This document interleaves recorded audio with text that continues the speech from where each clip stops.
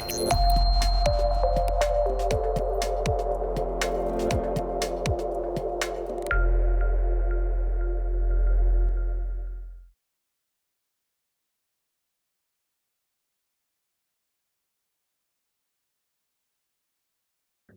an absolute pleasure to be here. I'd like you to give yourself an applause for being here. My name is Moudou Baqui. Yeah. Um, it's interesting being here. Just a little bit of background because I really still connected with breaking convention coming from Detroit, Michigan. And I'll share more about, my upcoming. But it's the ironic thing is that for years we have been hitting the pavement in Detroit in the United States to try to make inroads. And it was only when I was able, and also my teacher, Kalindi, was able to present here that ironically people in the United States took us seriously. And it allowed us to carry this platform forward. So I acknowledge and salute Breaking Convention for thinking outside the box and allowing a more diverse voice. That's very important. My name is Moudou Baqui. Many people say, what is your real name? Or my real name is what I decided it is. So, no, I was born Justin Petty. Moudou Baqui was the name that I received through an initiation process. I've been through several. I was born, similar to my brother Darren, in a Roman Catholic household. And my father was a very high-ranking metaphysician in the Order of the Rosicrucians.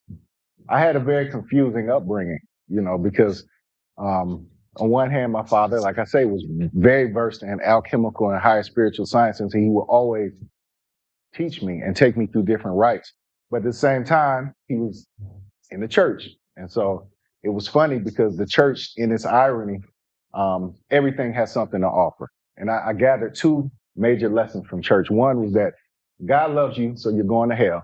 And then the second one is that sex is absolutely horrible, sinful thing to do, and you only do it with the people you love. So growing up, confusion, right? So in that confusion, in that cultural confusion, I was always encouraged to pursue a path of knowledge of self, of acknowledging and recognizing that part of myself which had not been exposed or I had not had ready access to. And key to this development was my teacher, Baba Kalindi E.E., who I carried the bags for many years and cooked the grains for many years and benefited from his wisdom and his love. He's like a second father to many of us. He was a major force to us and our development and the message that we bring. So we always salute him. But it would be, like Darren said, bereft not to recognize the sacred fungus and the plants that brought us here. I believe this is the mycelium that binds us together. Oh my goodness, I'm all off. So y'all forgive me because my slides are all over the place, but I'll go here first. One of the things that I'm proud of, and I normally, this next slide would have been a Hati Kalindi and my cultural influences, but I'll address the slides as they come up. One of the things I'm proud of is that I led the effort, and I don't say I, but I was one of the leaders of the effort in Detroit to decriminalize psychedelic medicines. And what we did, what was unique about it, I tell people it was absolute sorcery, and people don't believe me. But we organized a major city with 4 people. They say, how'd you do that? Sorcery, man. I'm telling you. Now, look, this was 2 months before the vote, major city vote, dealing with city council and everything else. We had no budget. We had a lot of power. We had a lot of people in the streets, as many as we could, to get petitions. But we knew we weren't going to make it. Well, we felt we weren't going to make the deadline. So I turned to the ancient technology. This is a true story.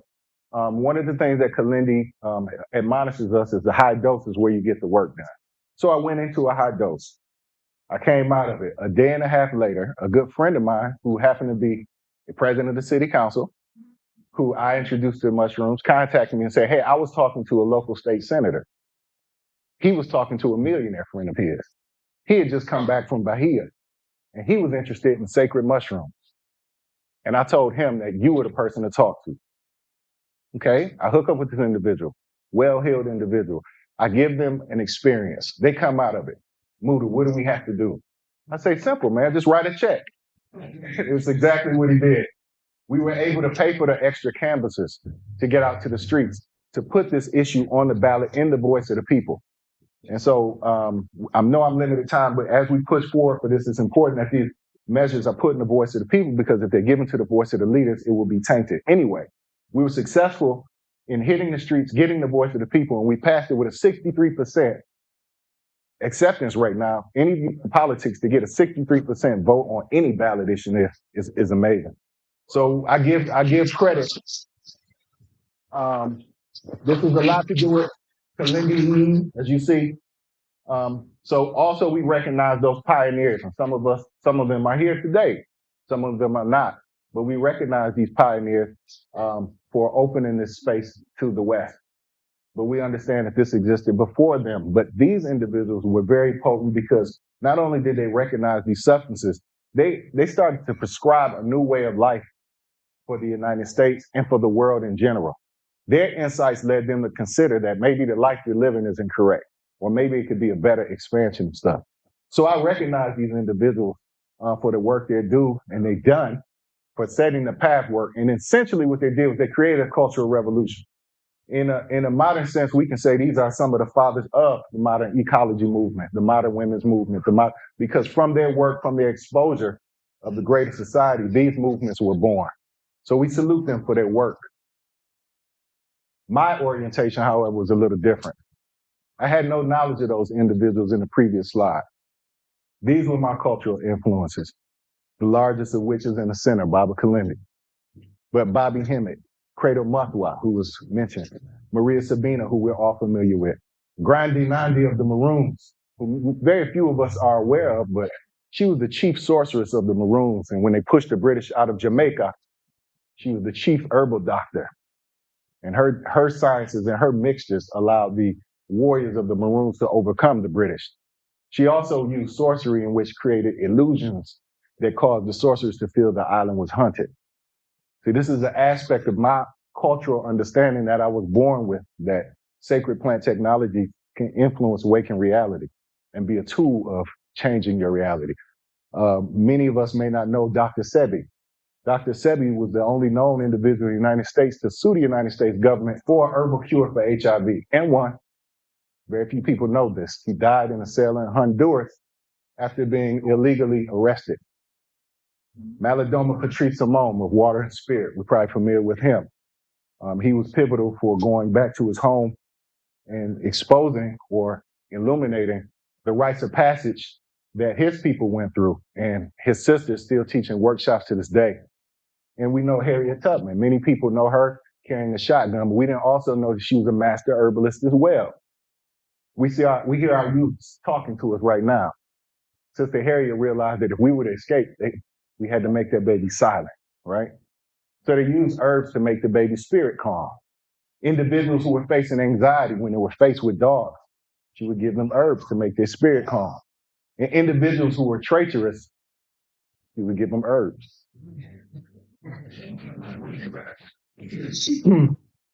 The science, the basis of this discussion is Wakanda, not Woodstock. And the reason I say this is not as an attack of Woodstock, because Woodstock, in fact, was a combination of a major cultural event that shook the world. And this cultural event was the exposure of psychedelics to the greater Western world. Out of this came the understanding and the sensitivity to push for ecological awareness. Out of this came for an expanded understanding of women's racial rights. Out of this came the exposure of COINTELPRO and the way government manipulates society. So Woodstock was a celebration, but this was also a commercialized, planned exploit of this culture. So it represented the pinnacle and the death of it at the same time. Because right after this explosion, at this particular point, we had multinational, multicultural coalitions. We had the young Appalachian white patriots who aligned with the Black Panthers, who aligned with the Chicanos, who aligned with the agricultural farmers movement. And they were moving in a coalition to push for justice and rights for all people. Understanding this, individuals began to divide the situation. Richard Nixon came in, and his administrator decided to do the war on drugs. He decided to assign the use of marijuana and heroin to Black people, the use of amphetamines to white people, and therefore we would divide them. Therefore, these rules designed to divide individuals. And this was a culmination of the end. Some of the individuals that participated in this cultural revolution were the absolute stewards of change. Some of these individuals founded multi-billion-dollar organizations, many of those whose phones we have in their pocket. Many of us may or may not know that in order to work at Macintosh back in the day, you had to have a psychedelic experience. If you didn't, you just were not qualified. You couldn't understand the new reality they were creating. Bill Gates, in a hushed tone, admits to his early experiences with psychedelics that expanded his understanding of a future reality. But we all have choices, correct? And for individuals born in a racist society who were already privileged, they had a choice of either continuing the road of privilege or moving down the road of resistance. Unfortunately, too many people chose the path of privilege. And so as a result, the use of psychedelic drugs became considered irresponsible because responsible people, as Terence McKenna said, don't use psychedelics, right? Responsible people do not explore higher amounts of consciousness.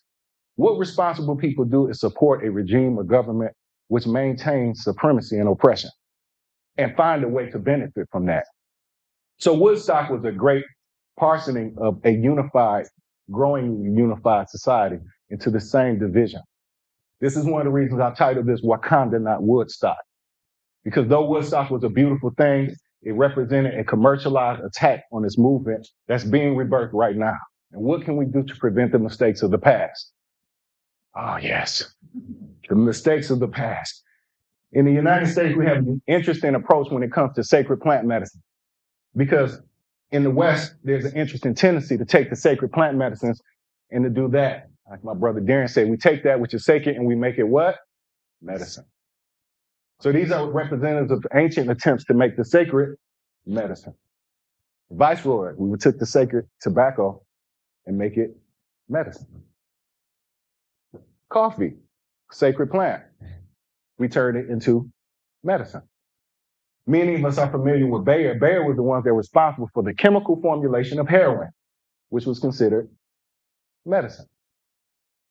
This is opium, medicine. Wait a minute, is that chocolate? Yes, it was once considered a medicine. All under this understanding of medicine justified exploitation, justified massive taking of acreage of land from traditional peoples because the medicine was needed, right? This is the same talk we're having about ayahuasca right now, the same talk that's being talked about the peyote, the same talk that's going on with the iboga, the same type that's going on right now with cannabis. In our attempt to medicalize the sacred, we justify exploitation. What else do we see? Coca-Cola. From the sacred what? Cola nut and coca. These were sacred plants admixture to create a popular medicine. Why was it considered medicine? Because medicine was the term that make it what? Profitable and acceptable, and also to justify exploitation. Wakanda, not Woodstock, represents a movement, an awareness, hopefully a remembrance of those of us who are new and have been here to understand the tendency of the West to exploit these plants. Because now we're talking about mushrooms, iboga, ayahuasca, peyote, and we're hearing the same regards. Oh, this is the next cure for chronic anxiety, for depression, for pain, for inflammation. Trust me, our great-grandparents heard the same thing. Now the choice is whether we take the path of what?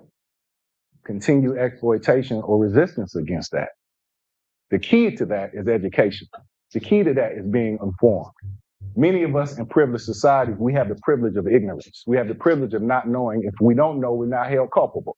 Well, guess what? Today you're held culpable. Can't say you didn't know any better. Starbucks, we know in its exploitative model, we remember sugar. Sugar is the most addictive drug that we know today. Every one of us are sugar addicts. And if you say so, you're lying. Well, no, let me take that back. There are some very healthy eaters here. So the majority of us are sugar addicts. And so what are we talking about? We're talking about massive addiction of society. But if we look at that headline, what does it say? Sugar just might be the willpower you need to curb your appetite. Curb your appetite for a real life, right? Curb your appetite for real taste buds. Curb your appetite for peace and stability. I say this as an addict. Oh, excuse me. We look at Bayer. Bayer's still in existence, correct? Has anyone heard Bayer having to become a public trust? Anyone heard Bayer being charged with the negligent addiction of millions of people? No, because profit overrides the concern of the people. This is the model of Uncle Sam that we understand. The medical model is really a facade to deal with an unfortunate psychological condition of the West in which you cannot get high enough to forget your sins. I'll say it again. You cannot get high enough to forget your sins. Since the beginning of colonialism, there's been a grandiose pursuit of these drugs which would anesthetize the human spirit to accept the conditions of oppression.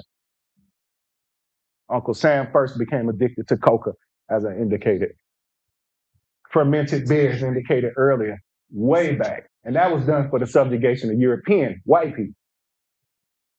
In a way to justify the subjugation of a people, the Catholic Church utilized inebriation to deal with them taking the sacred plants from European people. Sure, you can't have a sacred beer, but we'll give you barrels of this bullshit beer. Cacao, we're familiar with that. Opium. These are all very sacred substances that were used to anesthetize the human spirit and situation.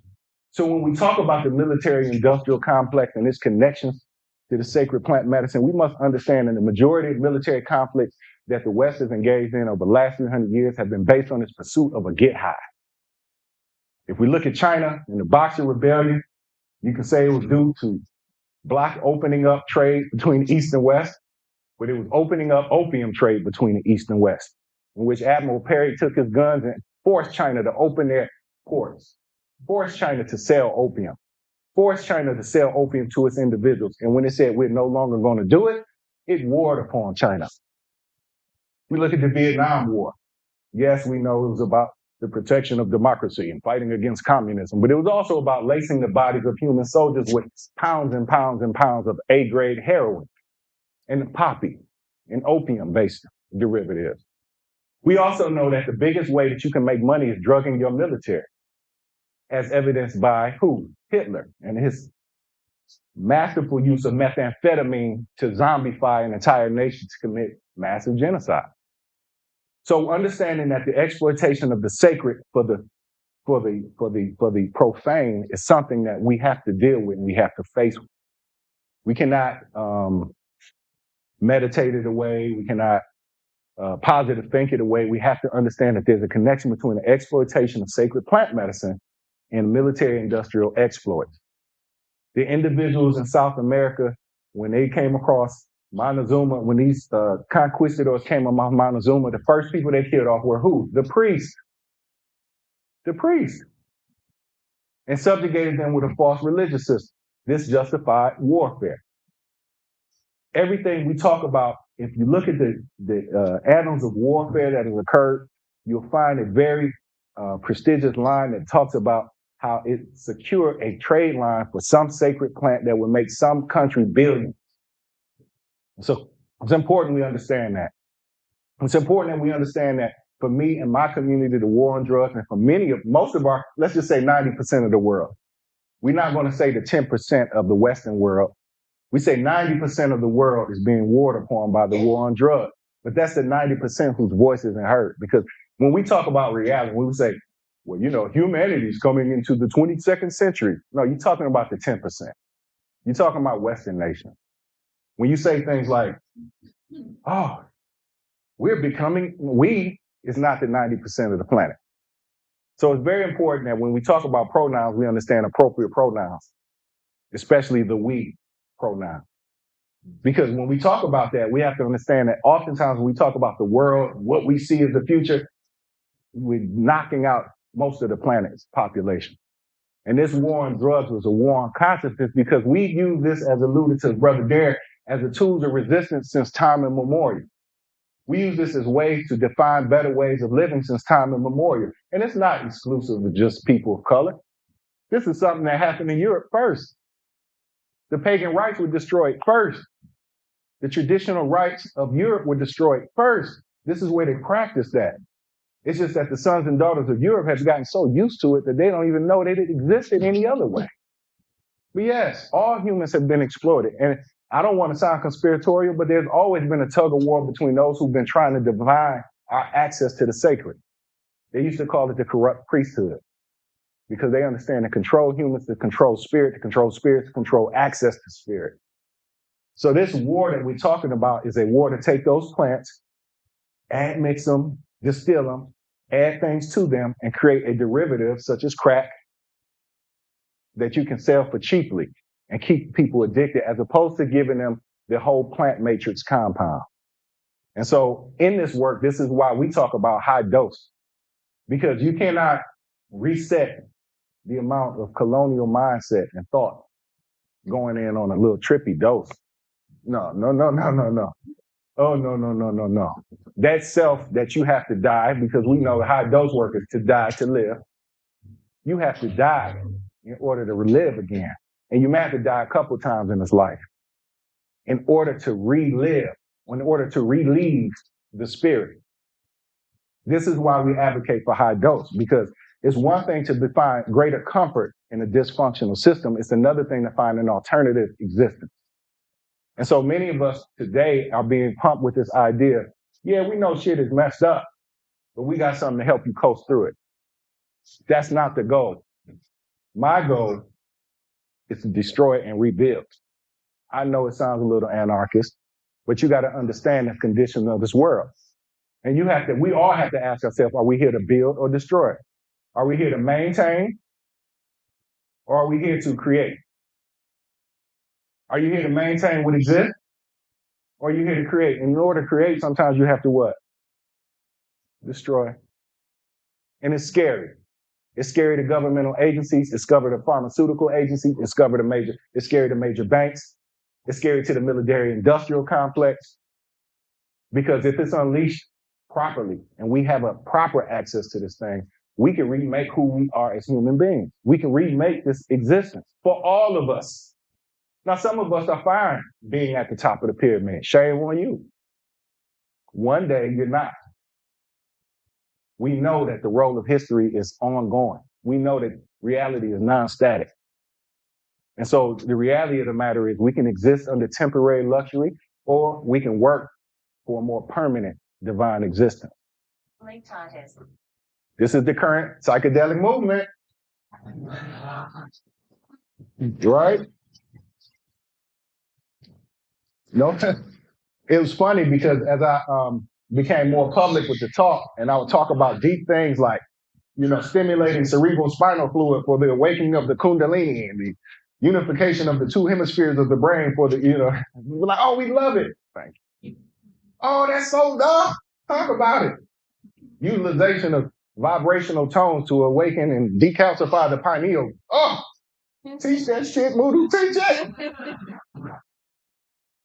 But the minute I start talking about colonialism and plant-based medicines, I get emails like, I'm so disappointed in you, Moudou. I thought you were more expansive than that. What's wrong with you, Moudou? Why are you still caught up in such negative thoughts? You really need to dose up, man. You need some help. You got some trauma you got to release. And it's like, oh, now I'm the one that's demented. But as long as we are talking about those platitudes and concepts that are fun, it's fine. But the minute we start to push the envelope, that's when the pushback comes. And that's why I salute breaking convention. Because when we started talking, and y'all know Kalindi, he would not bite his tongue. And so when we start tearing up, going to these local conferences in the United States, it was, it was a no-go. We'll be put in the smallest room in the smallest basement, 6:30 in the morning, right? No working microphone, no cameras, And they say, we tried, But breaking convention was brave enough to say, look, we're gonna open up space. Because we are one of the leaders in this discussion, we have enough stability to open up to a greater voice. So that's what makes this council and this conference so special, is because it has a certain bravery about it. And I salute the bravery, and I'm looking from when I first started, and the vibe has totally changed. For those of us who've been here, it was very kind of like academic, very like, ooh, you know, I don't have enough degrees to be here. But what's happening is this combination of spirit and science is turning into something beautiful. It's turning into something absolutely, and what these scientists are realizing, man, these so-called cultural people know a lot. At home, I teach a course, psychedelic therapy. And the reason I do that is because that's the only modality that people will believe. But I work with psychologists, all the highest ranking mental health people. And the first thing they say is, Moudou, I'm willing to give my license up for this. Why? Because I'm seeing actual growth. I've been working with somebody for 20 years and I haven't seen growth as I have in the last 2 weeks. I'll give up my license. And so this is why I do this, because I'm about the business of liberating, educating, informing. Okay? Now, I don't believe it's therapy, but we use the terms to make it work. Okay? What I believe is a massive resetting. By the end of my course, most of my students are saying, yeah, Moudou, I love to, talk about the chemical science of these plants and the biochemical aspects of how they interact with the body. But can we talk about spirit? And so by the end of my course, every time I ended up talking deeply about spirit, culture, and practice. And this is where they get the most benefit from. So the good vibes only, it works temporarily. But we have to, once we, turn around and realize that the house is on fire, hopefully we can all become firemen and women. Back to my cultural influence. I salute these individuals, and I want you all to become more familiar with these people. If you know none of them, at least get familiar with one of them. Most of us are familiar with Kalindi. Many of us maybe, most of us familiar with Harriet Tubman, but I want you to get to know the real Harriet and understand that most of her work was done in a trance state, that she would stop and say, up, spirit says go left. This is how she did it. It wasn't, just masterful planning and the use of a compass. It was use of spirit. And this is what we are all headed to, a greater expression of who we are as human beings, of who we could be. We are not limited to the ideas of AI, okay? Because artificial intelligence is just that, artificial. If you know anything about neural networks, the big mystery or myth or lie behind AI is it can never, it's the quantification of the human neural network. AI has achieved maybe 10%, but they're going to lie to you like they always do. Because the lie is we have it all figured out. We have it all figured out. Just ride on the ship with us. We have it all figured out. But the truth of the matter is there's a difference between complete AI and functional AI, right? Of course, I can ask AI to look up the top, 10 paper citations and list it in alphabetical order and give me the statistical analysis. But you can't ask it to ride a bike, console a child, and plan for next week at the same time. So let's not become afraid, paralyzed, affixed, or overly dependent on this idea of AI because we are the original AI. We have to understand that the human potential is just now being tapped. We have to remember that there are things about the human species that we don't even know about because they subject this information. There are individuals who do cure major illnesses through epigenetic and bioenergetic healing. There are individuals who have achieved the ability to remote view. There are individuals who have proven the existence of telepathy or the ability to connect without verbal. There are individuals who've already shown that what we conceive as the natural age of death is subject to tweaking if we want it. We are an amazing creature. We are a combination of God and spirit. If we understand the deeper concept of Yahweh, if we understand the deeper concept of us as divine beings who are being pimped by these higher forces, we will understand that when we go into those deeper realms, our job is not to say, oh, is that you, Jehovah? No. Come here, Jehovah. I got to kick your ass. Why? Because someone hasn't told us our true birthright. And it's up to all of us to investigate that. It's written in the stones, in the ancient texts. It's written in our heart and spirit, but we have to investigate that. And so these type of presentations get me so hyped. Time goes so fast. I realize I'm running out of time and time has probably run out. But one of the errors that I've done is I have not included my contact page. I come from an era where everything was underground. Like some of us remember that. When you see a camera, you'd be like, oh shit. You see a microphone, you go the other way. And unfortunately, I still have those concepts. So I'm an Instagram bum. You rarely see me posting on Instagram. and I'm getting better. Click Okay, maybe I can. I think I might. Now, real quick, modern psychedelia, or what I've been talking about. What are we talking about? The utilization of the sacred spirit for the maintenance of profit. I found this meme I typed psychedelic capitalism, and this is the first thing that came up. It's a beautiful meme if you study it, right? You see the use of the sacred spirit for the maintenance of some empiric type force manipulated by the force. I just put it in there because it was just interesting to study. It's a very good meme. Wakanda vision. We talk about Wakanda. Wakanda is not subjected to only Black people. Wakanda is recognizing that we are all sons and daughters of Mother Africa, and that those concepts encoded in Mother Africa could save us. What are we talking about? The sacred feminine, recognizing the divine sacred feminine. What are we talking about? We're talking about reconnecting with the planet Earth. What are we talking about? Non-deific worship. Africa didn't worship gods. We worship aspects of divinity that existed throughout nature. When I talk about Wakanda, we're talking about returning to those original concepts of humanity that made us successful. We talk about that archaic revival Terence McKenna talked about. And if you don't know what the archaic revival is, study it. This is what we're talking about when I say Wakanda vision. So don't feel excluded, because we're all sons and daughters of Africa. Now, some of us have come to the family table and kicked the shit over. And so it's time to come back to the family table and apologize. Well, you're still part of the human family. Come on back home. Come back. Don't be sitting at a Thanksgiving table by yourself after cussing everybody else and kicking the rest of the human family away. Remake the table. Invite family back. Apologize for the ignorance. And let's commence to living like true gods and goddesses. This is my contact. Please reach out.